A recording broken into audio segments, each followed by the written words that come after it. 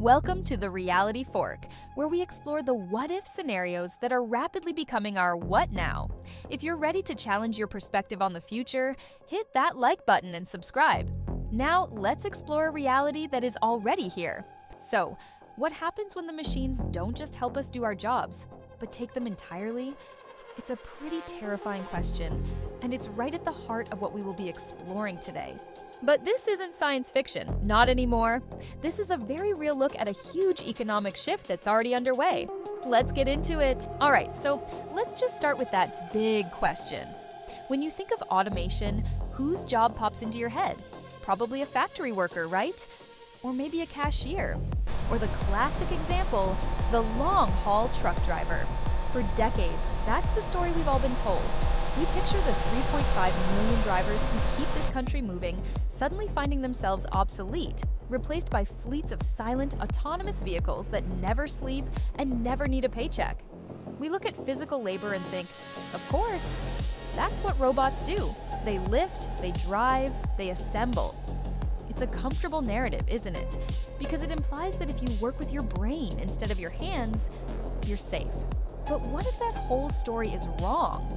What if the jobs that are most at risk aren't on the factory floor, but up in the corner office? And this gets us to the really core, kind of shocking idea in this material, something called the Great Inversion. It's this theory that automation isn't just about physical robots on an assembly line anymore. No, it's about software, it's about AI, and its first target is the educated white-collar professional. This just completely reframes the whole debate, right?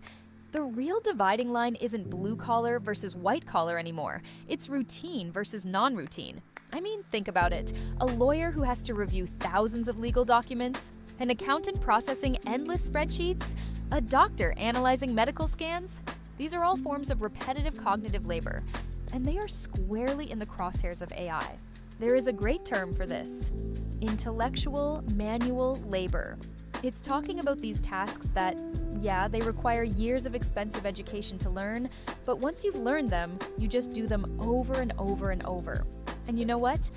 Anything that's repetitive can be analyzed, it can be optimized, and eventually it can be automated. Let's make this really concrete. I want you to picture the year 2000. We're at the New York City headquarters of Goldman Sachs, and on their trading floor there were 600 human traders. Okay. Now fast forward to 2017. That number had dropped to just two human traders. They were replaced by 200 computer engineers who were just managing the automated trading algorithms. This was like falling off a cliff, and it's the perfect example of this great inversion. A massive, sudden displacement of high skill, routine cognitive work. So why is all this happening so incredibly fast? Well, the engine behind everything is something called Moore's Law. The book uses this great analogy.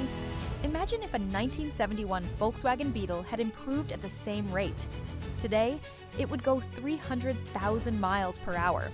That's the scale of change we're dealing with here. It's happening at a speed we can barely even comprehend. Okay, this chart right here, this is the smoking gun. For decades, as the country got richer, workers got richer too. But then, around 1973, that social contract just broke. This means all the incredible gains from all this new technology are flowing straight to the top, while the average worker gets left further and further behind. And this table really shows you the new corporate reality. The titans of the old economy, companies like AT&T and GM, they employed hundreds of thousands of people. Today's giants, Google, Apple, Facebook, they create absolutely immense wealth, but with just a tiny fraction of the workforce. So, where does that leave the American workforce? Well, these 5 sectors you see here: office and admin, sales, food prep, transportation, and production. And as we're about to see, they're built on some pretty shaky ground. The technology is already here, and the economic incentive for companies to use it is overwhelming. This isn't some problem for the distant future. It is a ticking time bomb. I want you to imagine a day in the life of a human manager, maybe just a decade from now. You just log into your dashboard and the work is already done.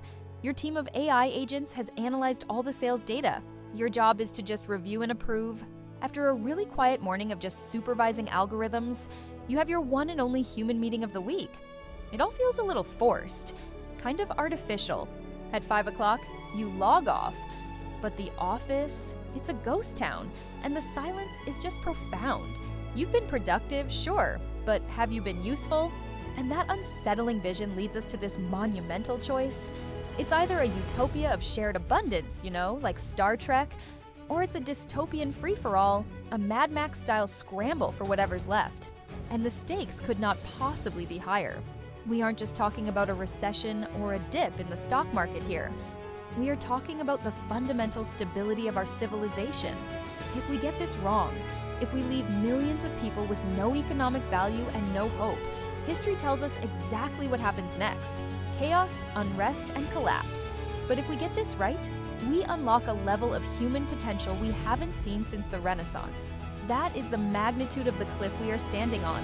So, if the problem is this huge, what on earth is the solution? Well, here is a really radical idea people have been talking about. It's called the freedom dividend.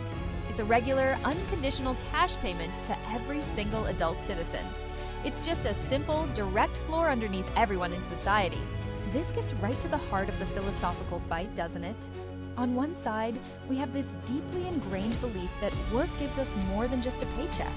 And on the other side, there's this really deep-seated fear. If you just give people money for nothing, will they do nothing? I mean, if work is truly so vital to the human spirit, why do we automatically assume everyone will just abandon it the second they can afford to? Okay, but how would we pay for something like this? The proposal is a value-added tax. So the tech giants who are benefiting the most from automation, think Amazon, would end up paying the most. You collect the financial gains from automation, and then you distribute them directly back to the citizens as a dividend. The idea has a fascinating history. In the late 60s, a guaranteed income was a mainstream idea, even proposed by President Richard Nixon. A study in North Carolina found that when low-income families got extra cash, their kids' personalities actually improved. And the charity Give Directly found that simply giving cash to people in Kenya resulted in them starting businesses. Which really brings us to our final question. This technological wave of automation, it's here, it's happening. The only choice we have is how we respond to it. Do we just let all the gains concentrate with a few, or do we find a new way to define value? The choice is ours, and the future we build is going to depend entirely on that answer. We stand at this reality fork every single day. Remember, the future isn't just something that happens to us, it's something we choose. If you want to keep exploring these critical what-ifs before they become reality, hit that subscribe button and go ahead and smash the like button. Just to prove to the algorithm that you're still human. Thanks for watching The Reality Fork. Choose your path carefully. Thank you all for watching. I appreciate each and every one of you.